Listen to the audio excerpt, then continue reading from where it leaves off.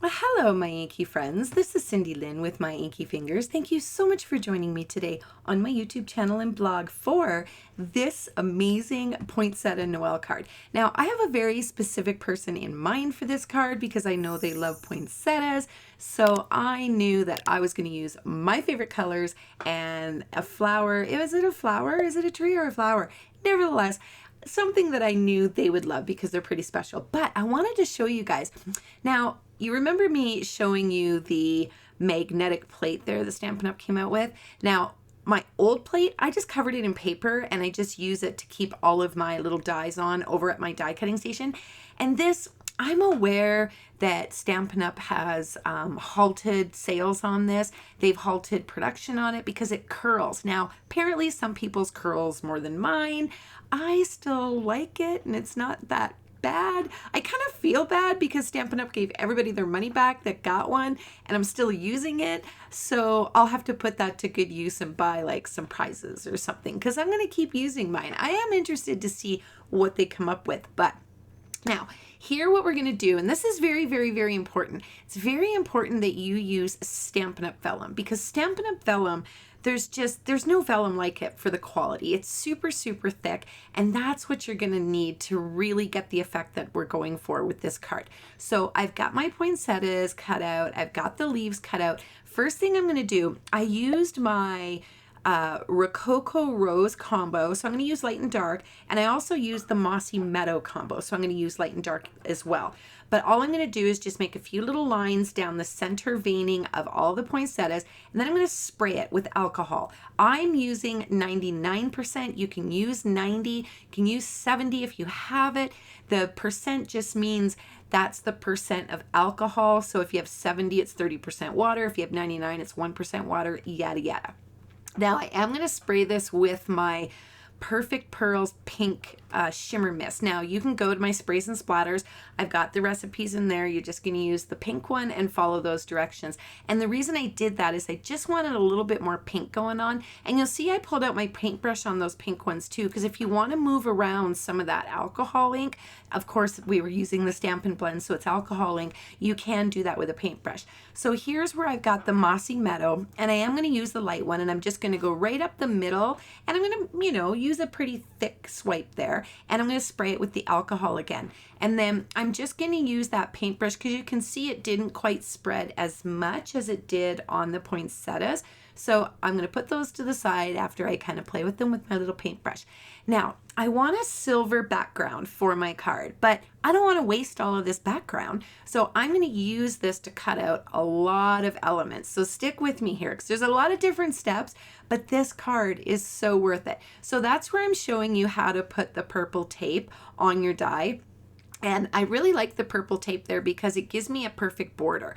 Now with the Mossy Meadow combo, I'm going to go with the light and the dark, and I went too close to the edge there, and because you're going to see it, this is my matte, I'm just going to spray it with alcohol and wipe it with a baby wipe. And then I thought, I don't really want the light Mossy Meadow, so I'm going to spray that with alcohol again, and I'm just going to wipe it off. And that's a really, really great feature about the alcohol and the alcohol ink markers. You can just kind of erase it. So I wanted that one sprig to be silver, so I just went back. Now, you can use any color of alcohol ink and color them on the foil cardstock, which is, it's a game changer. It basically gives you any color of foil that you want. I love it. So I'm just cleaning up that edge a little bit more there because again, it is going to show when I matte that, as you can see there. Now that I was thinking, you know what? I'm going to bring out my embossing folder. Now, just so you know, all the supplies, all the measurements, everything that I'm using on this card today is listed on my blog and down below in the description. So that there is actually the subtle embossing folder. Now, I'm going to bring out that light Mossy Meadow again, and I just put some daubs there, as you could see, and I'm going to spray that, kind of play with it a little with my marker. I'm just going for, I don't want something too opaque, but opaque enough that you're going to see the different textures and layers, right? So that same pink shimmer, you can actually pull the little stick out and splatter your background with that. And now I'm going to put all those elements that I die cut out, and I'm going to splatter them with my white gouache. Now that one's in a different video. I'll link that one. It's in my top 10 can't live without stamping tools. I'm going to get it together and redo an entire sprays and splatters video for you guys. It is on the list, I promise. So I found that they were kind of a little bit wet, but I want to get the next layer going. So I'm going to start working. And then the wet one, I'm hoping it'll be, it's alcohol, so it dries a little quicker, right? But as you can see, I'm just making little lines, again, a little bit thicker, no rhyme or reason. One I put to the side, I felt like it had enough color on it. So I'm going to take the leaves off of my door for my Stamparatus, and I'm going to put the pink poinsettias there. And the pink one, the little tiny one, I was happy with how that looks, so I'm going to throw that to the side too. So I'm going to spray these. Now I'm flipping them over and I'm spraying the other side. And whenever you're spraying anything, if it starts to curl, flip it over and spray the other side, and it'll help take the curl away.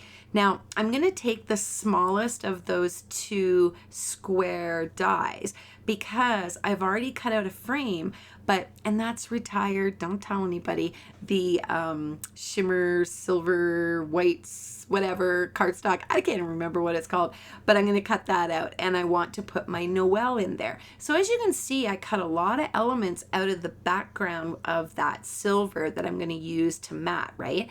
Now the Noel, you can use any shimmer paper here. I just liked the white, and I've got an abundance of it. I've got to use it up. So I'm just going to place the words Noel there, and just kind of in a fashion that they look straight to me. They're not the same circumference, if you see what I mean. Like the N is wider than the E and the O is wider than the L, but you know what? Just make it look right. And then I'm going to stick a block on there until it's dry. Now here's where I'm going to pull out the dark, and I'm going to use the skinny end, and I'm just going to follow those veinings on all my pieces, the flowers, the big ones, the little ones, and the leaves. And there's no rhyme or reason. I'm just going super quick because guess what? Nothing in nature is perfect, so don't take a lot of time and be precise here. Just get it done. Easy peasy. Now, I am going to pull out the dark mango melody, and I want to color up these little embellishments. Those there are the beaded pearls, I believe. But I just want to add a little bit of yellow because I think it's going to make it pop. Now, these are just some micro beads I had. That particular embellishment was too big for the center of the little poinsettia, so I just pulled out some micro beads and put my finger in there and pulled out a couple yellows, and I'm gonna show you how I glue those on afterward. So now I'm just shaping, and this is the beauty of the Stampin' Up! Vellum. It withstands all of this alcohol ink, all of the marker, all of the shaping.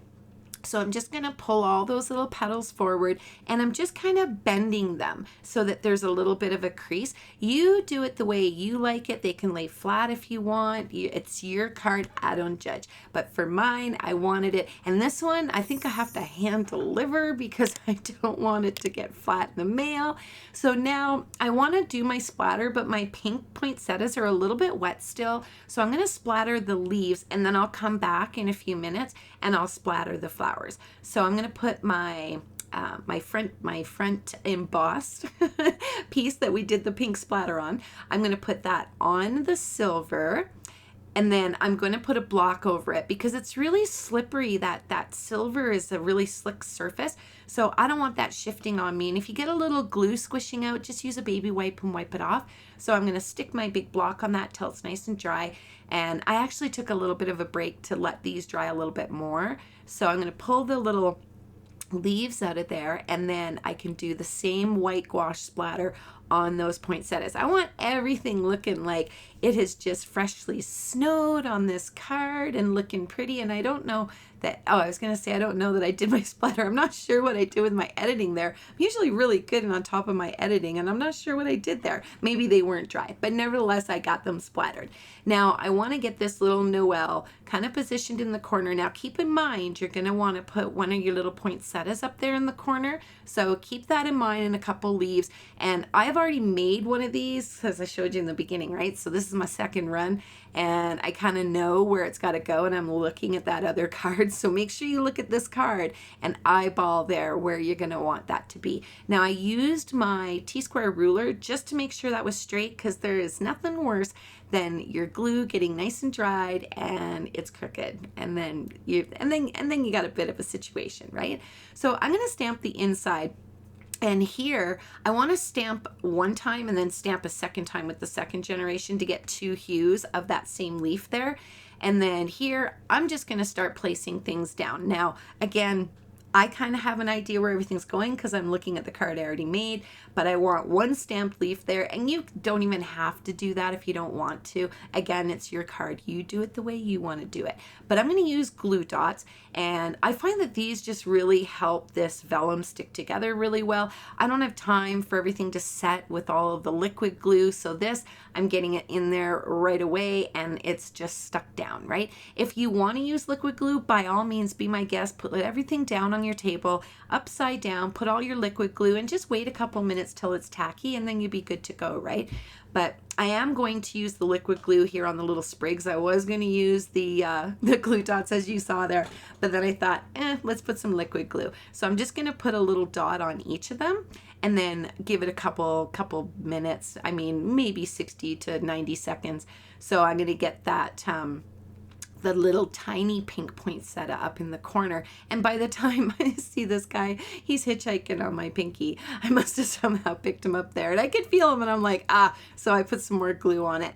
Now, those got tacky, so now I can just piece them all in here or there. And you know what? You put them where you want them. And one of the things, I kind of went over the edges a little bit here because I knew I wasn't mailing this card. And be mindful of that, okay? Because that silver is the actual size of my card. I didn't cut that smaller. Oftentimes I do, and I'm not sure what I did on this card. I didn't cut it smaller. So be mindful of going over the edges, because if you've got to put this in an envelope, vellum isn't going to do well. If you bend it, it's going to crease and it's going to stay like that. So you may not want to go too far over the edges, right? So I'm going to get those little beads and the embellishment on here now, and just a good healthy blob of liquid glue, and then leave it, because that's a pretty hefty little embellishment, right? Now these little itty bitty ones, I'm just going to put a little bit of glue in the center there of that poinsettia, and I want to pick these up so that the little holes are sideways. I don't want the holes facing up, because I just want you to see just the sides, right? I don't want you to see the holes in the beads, if that makes any sense. So as you can see there, I'm just placing all 3, kind of manipulating them so that they look like the other one, but you know, sometimes we just gotta wing it, right? And we gotta wing it and make it our own. So I'm gonna use what are those? The rhinestone, I want to say basic. I'm trying to not look at my sheet. Do you think I could remember all of this stuff? It's impossible. Rhinestone basic jewels. And the other one I'm using is the elegant faceted gems. I wanted some clear ones on there too. So now I'm just going to put some glue there on my card front. And again, this is the same size as the actual card. All of those sizes are listed on my blog, and I do type out my instructions on the blog as well, so you don't have to go back through the entire video. But there you have it. I love this card. Let me know what you guys think of it, and until I see you again, take care and happy stamping.